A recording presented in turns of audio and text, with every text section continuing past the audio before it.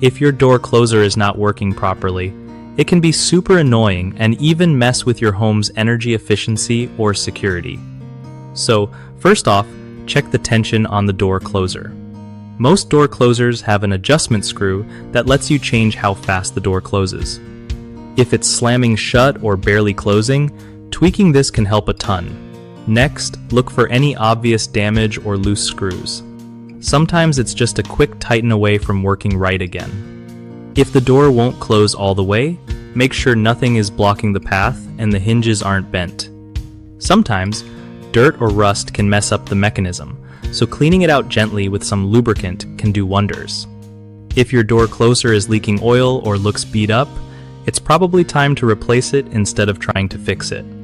When installing a new one, follow the instructions carefully, and don't be shy about asking for help if you're not sure.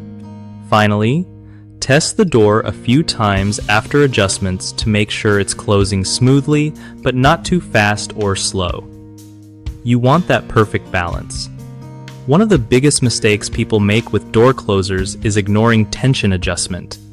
If you don't set it right, the door will slam or stay open, which is annoying and unsafe. Another common issue is skipping regular maintenance. Dirt and rust buildup can stop the closer from working properly, so clean and lubricate it now and then. Lastly, trying to fix a closer that's leaking oil or visibly damaged usually ends up costing more in the long run because it just won't work right. Replacing it with a good quality model is the way to go. BigHomeProjects.com is awesome for homeowners who want to find trusted local contractors without all the hassle. Contractors also get a leg up by connecting with serious clients ready to start projects, making it easier for everyone to get things done right.